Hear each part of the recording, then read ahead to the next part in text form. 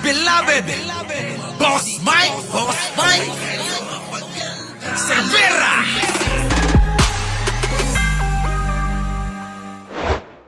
Nilagay na ni Duterte sa lusak ang consciousness ng mga Pilipino. Correct. At ginagawa niyang mainstream ang kabastusan. Correct! Yan ang sinasabi ko sa inyo, mga kababayan.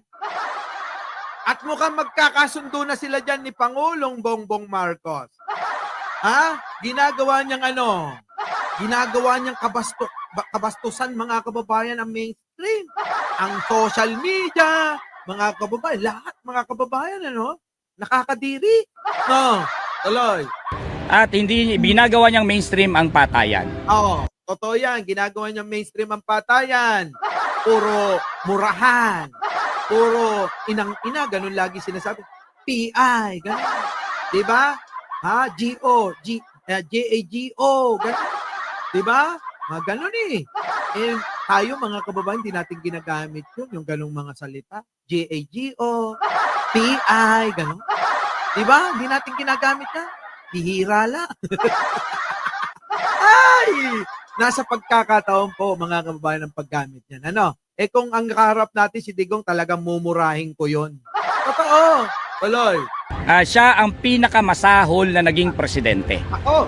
Siya ang presidente na sinira na talaga hindi lang ang lipunang Pilipino, kundi ang values ng mga Pilipino. Totoo dyan. Oh, ako sang-ayon ako kahit pa mga minsang kalaban yan. Sang-ayon ho ako eh. Saan? Sa kanilang sinasabi. Di po ba? Sinira na ho yung values nating mga Pilipino. O sabi ko nga kagabi, di ba? Di ba, Alaskador? Ano sabi ko? Sabi ko, si Digong ho, mga kababayan, alam nyo, yan talaga. Yan talaga yung pinakasalot. Oo, biruin ninyo mga kababayan ko eh. Hindi lang ang lipunang Pilipino, kundi ang values ng mga Pilipino. Ang values ng mga Pilipino parang Maria Clara at isang maginoong Crisostomo Ibarra. Tandaan niyo yan mga kababayan. Ang values ng mga Pilipino ay parang Maria Clara at isang Crisostomo Ibarra. Yan po ang katangian natin. Maria Clara at Crisostomo Ibarra. Tapos ano nangyari, mga kababayan? Parang naging Damaso ang datingan. Diba? Yan po eh. Parang naging Damaso ang datingan. Ni Digong. Oo. Kaya eto ngayon. Maraming tao ngayon ang nangyayari, diba? Joe Lampa, Dapat siyang purgahin sa ating kasaysayan. Si Duterte ang example ng dapat binibitay. Ay, naku, tama. Oo, tama. Sang-ayon ako dyan. Oo, bitayin na yan! Sino po sang-ayon na mabitay si Digong? Oo, press 1! Press 1. Mga kababayan, press 1. Sa papayag po, sa mungkahi ni Luke, na bitayin si Digong. Sa mga pumapayag at sumasang-ayon, press 1!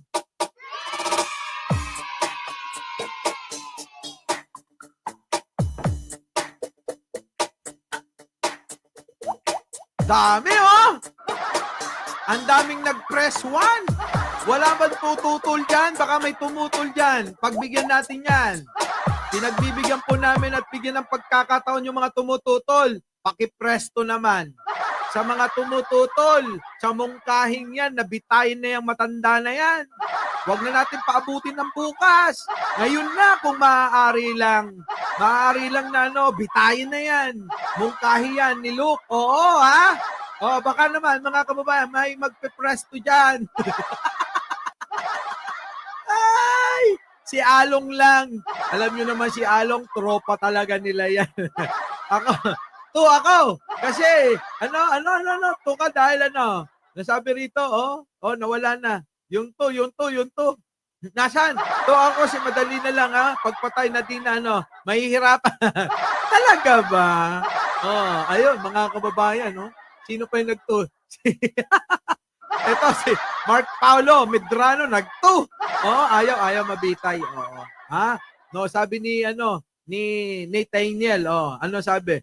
Wag naman kulong muna para makagamit ng Vaseline. Hayop din kayo. No, eto na. Tuloy natin. Pakinggan po ninyong maigi yung kabuuan. Pakinggan ninyo. Nilagay na ni Duterte sa lusak ang consciousness ng mga Pilipino. At ginagawa niyang mainstream ang kabastusan. At hindi ginagawa niyang mainstream ang patayan. Siya ang pinakamasahol na naging presidente. Siya ang presidente na sinira na talaga hindi lang ang lipunang Pilipino, kundi ang values ng mga Pilipino. Dapat siyang purgahin sa ating kasaysayan. Si Duterte ang example ng dapat binibitay. Correct. Para magkaroon tayo ng leksyon sa ating kasaysayan na binibitay natin ang mamamatay tao, Tama. binibitay natin ang kurap, binibitay natin ang bastos sa kababaihan, pinaparusahan natin para mabasa ng mga henerasyon ng kabataan, iba't ibang henerasyon ng kabataan, para may matutunan sa kasaysayan na tulad sa ibang bansa kung saan ang mga diktador ay nililitis, kinukulong o binibitay. Si Duterte ang number one example na kapag hindi yan maparusahan, hindi yan maaresto, ang ating lipunang Pilipino, ang kanyang values bubulusok, magiging basurahan. At ang ating kaisipan ay magiging talagang nasa pinakamababa na. Hindi tayo ganyan. Ang gusto natin, nag-a-address kami sa mas mataas na kamulatan. Kaya kami nagsasalita kami issues. Hindi ang mga patay-patay na yan. Nagsasalita kami tungkol sa sahod, tungkol sa kontraktualisasyon, tungkol sa kahirapan, tungkol sa reforma sa lupa, tungkol sa ekonomiya na dapat magkaroon ng produksyon, tungkol sa suporta sa MSME. Ganyan substantial ang aming mga binibitbit. Hindi yung mga tulad ng mga ehemplo ni Duterte na totally bankrupt. Bankrupt at ganyan ang number one na example ng aabutin mo kapag ang paghahari ng dinastiya ang mananatili. Si Duterte ang example ng pinakarurok na kayang abutin na forma ng dinastiya. Pinakarurok, isang pamumuno na mamamatay tao, isang pamumuno na bastos, isang pamumuno na bankrupt, kahit sa pananalita, bankrupt. Ay, di tayo na yan! Ngayon na! Di tayo na yan! Ngayon na! Joke ko lang yan pero siya seryoso Alaga, galit na galit kay Digong. Ipalit si Luke kay Bongo! Tandaan nyo mga kababayan. Ganito dapat. Alam mo paring Luke, kung ganyan ka ng ganyan, magkakasundo tayo. Saka ka na bumira kapag wala na si Pangulong Bongbong. Tapusin muna natin tong kanyang pagiging Pangulo. Kasi kung bibirain nyo habang Pangulo yan, nako, hindi tayo magkakasundo talaga. Pero yung banat mo ay iba. Iba ho yung banat niya mga kababayan. Talagang gusto, bitayin na yan. Totoo naman mga kababayan. Magiging sakit ng lipunan natin ang pagiging bastos na ginagaya ng ating mga kababayan pagdating sa sinasabit, lumalabas sa bunganga ni Digong. Tandaan nyo, yung kanilang mga vlogger, wag na nating ilayo. Bukod sa papangit ng mga itsura, papangit din ng mga lumalabas sa mga bunganga nila. Malalapad na nga labi, mga kababayan, maiitim pa gilagid. Tapos pangit pa rin yung lumalabas sa bunganga ng mga vlogger nila. Di po ba? Kita nyo, pangit na nga, di pa naliligo. Kamukha na nga ni Madam Sitang, putik na yan, nangungupit pa. Mga kababayan ko, yan po ang katotohanan mga kababayan. Huwag kayong natatawa. Ano ba yung nasabi ko natatawa kayo? Oo, di ba? Alam lang patik na. Ay, totoo naman ni kay Ani. Di ba? Abay, bukod sa ang papangit, ang itim pa ng gilagid. Ang mga labi, ganyan, Puta, di ko nga magaya Sa sobrang laki, pinagpala sila. Oo, di ba? Pinagpala sa mga labi ang mga yan Yung mga labi talaga, mga kababayan, akala mo talaga. Kahit hanggang doon sa pumbong, kayang-kayang umabot Ay! Di ba? Kita nyo, itsura. Tapos tignan nyo bandang baba, makikita nyo agad yung labi nila. Pagka nagsalita, makikita nyo yung loob, ang iitim ng gilagid nila. Ganun talaga yung mga sinungaling na tao, Balikan natin to. Eto na. Tama na. nilagay na ni Duterte sa lusak ang consciousness ng mga Pilipino. Correct. Oy, sabi ni Alaskador, tawa kayo ng tawa, mag-like. Mag-like kayo! Kaya alam mo Alaskador, itong mga ito, gusto lang talaga natutuwa sa channel ko. Kasi nakakarinig sila rito ng mga ibang punchline na hindi nila naririnig kahit sa entablado. Diba? Yung punchline ko mga kababayan, original to. Hindi ko kailangan sumulat, hindi ko kailangan gumaya. Dahil ito, galing mismo sa karanasan ko. Di ba? Ay, mag-like naman kayo. Huwag kayo masyadong natutuwa rito. Ha? Huwag kayo masyadong...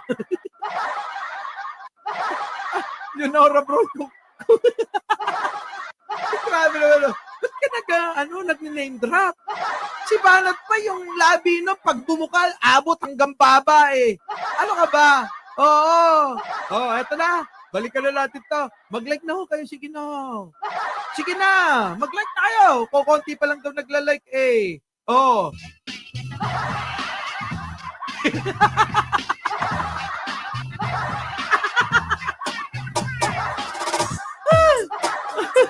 Eto na.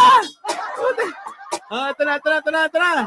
Nawawala tuloy ako sa capshot na ko. Nawawala ako sa momentum ko. Kapag ka nalalaman ko na 1.2 pa lang yung nagla-likes, pero mga kababayan, mag-a-4,000 na tayo. Oo, mag-a-4,000 na tayo, tapos nagla-like 1.2. Anak lang tinapa naman yan. Eto na. Pasok. At ginagawa niyang mainstream ang kabastusan. Oo. At hindi ginagawa niyang mainstream ang patayan. Siya ang pinakamasahol na naging presidente. Oo. Siya ang presidente na sinira na talaga hindi lang ang lipunang Pilipino. Hindi lang ho ang lipunang Pilipino sinira ni Digong, tandaan nyo yan. Mulat na ho ang taong bayan. Huwag na ho kayong magmaang-maangan. At huwag nyo nang ilusot kung ano man ang kasiraan ni Digong. Dahil yung kasiraan na yan, lahat po, higit, saan? Sa 90% ang mga tao, galit na't ayaw na sa ganyan. Yung estilo ni Digong, patayan dito, pananakot dito, estilong pang bundok na lang. Mga kababayan, kung ako kay Digong, baka yung mga taga Davao, mauuto mo pa yan. Pero balita ko, laglag ka na sa survey. Yari ka na kay Nograles, lahat kayo ubus dyan. Tuloy. Kundi ang values ng mga Pilipino. Dapat siyang purgahin sa ating kasaysayan. Anong pampurga? Anong pampurga mga kababayan? Meron ba kayong alam na pampurga? Yung pampurga ng aso kaya pwede dyan? Oo. Wag sanang i-injection yan. Dapat yung pampurga dyan mga kababayan, hindi si bunganga dinadaan. Dapat yung pampurga sa kanya, diretso agad sa puwet niyan. Isiksik natin sa puwet niya. Di ba? Tuloy. Si Duterte ang example ng dapat binibitay. Totoo yan. Bitayin na yan ngayon na. Kompantrin. Kompantrin, Di ba? Dapat talaga kay Digong purgahin ng kompantrin. Isang drum ang ipainom natin dyan. Di ba? Tuloy. Para magkaroon tayo ng leksyon sa ating kasaysayan na binibitay natin ang mamamatay tao. Dapat lang mga kababayan para naman magkaroon sa kasaysayan. Kung sa panahon ngayon mga kababayan ni Pangulong Bongbong, may mabitay tayo na isang Digong. Dahil saan mga kababayan? Sa mga masasamang gawain. Killer, manyakol, at magnanakaw. Kita nyo? Killer, manyakol, magnanakaw. Baliktarin natin, magnanakaw, manyakol, killer, MMK. Maalaala mo kaya? Diba? Kaya ang mangyayari sa MMK, mga kababayan, na mga atraso ni Digong, magnanakaw, M. Manyakol, M. At kurakot, K. MMK. Kaya ang mangyayari, maalaala mo kaya, Digong binitay dahil sa korupsyon, pagpatay, at nyakis. Diba? Yun po yan tuloy. Binibitay natin ang korap, binibitay natin ang bastos sa kababaihan, Kita nyo, manyakis talaga bastos sa kababaihan. Saktong-sakto talaga, MMK. MMK, mga kababayan. Oh, ha? Pinalitan natin ang ibig sabihin. Pero pwede nyo rin gamitin. MMK, maalaala mo kaya si Digong na naging presidente binitay dahil sa MMK. Ay, grabe no. Ang saya-saya siguro. Ano? Magbubunyi ang taong bayan kapag si Digong ang nabitay at ang mga aso niya, malamang mga kababayan, bigla na lang maglalaho na parambula. Ganyan po mangyayari dyan. Dahil po yung mga yan, matatapang lang sa social media. Pagdating ng harapan, parang mga aso, bahag ang buntot nila. Diba? Yun po ang katotohanan dyan. Usahan natin para mabasa ng mga henerasyon ng kabataan, iba't ibang henerasyon ng kabataan, para may matutunan sa kasaysayan na tulad sa ibang bansa. Kung saan ang mga dapat ganon! Pugutin ang ulo ni Digong! Ganon! Ano? Ganon ang sinasabi ni Lok. Hoy! Oh, ano? Ano? Tingnan nyo ito, oh, sabi rito. First time ako nag-like sa'yo, Mike Serbe. Sabi ka naman. Grabe naman si Agsam. Huwag naman ganun. Lagi mo ilalike. Oo. Love ko kayo. Oo. Love. Bungangero. Aminado naman ako. Bungangero talaga ako. Oo. Bungangera ako. Ano ba? Hindi lang ba nalaman niya? Eto na. Pero mas bungangero ito, ha? Taloy. diktador ay nililitis, kinukulong o binibitay. Si Duterte ang number one example na kapag hindi yan maparusahan, hindi yan maaresto, ang ating lipunang Pilipino, ang kanyang values bubulusok, magiging basurahan. Correct, magiging basura tayo na yung mga bunganga natin parang yung mga DDS vlogger.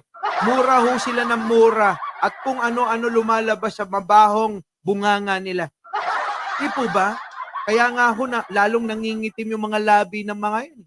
Sa totoo lang, tignan nyo, yung labi nila mas maitim pa sa balat nila. Diba? Yung gilagid ho nila, mas maitim pa sa mukha nila.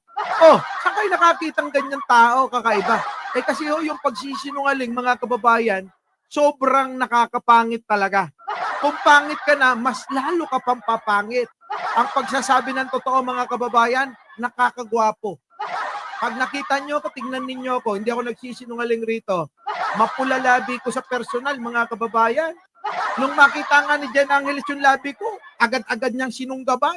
Sinip-sip niya agad yung labi ko dahil pulang-pula raw. Tapos mga kababayan, tignan nyo naman ang balat ko. Balat ba ng 60 anyos yan? Mga kababayan ko, balat ito ng 25 anyos. Pag nakita nyo ko, para akong butiki. Oo! Tiyan ng butiki. Ganun ho ako kaputi. Tapos mga kababayan, konting gasgas lang, namumula na. Di ba? Alam nyo naman, yung mga nakakita sa akin dyan, para akong artista.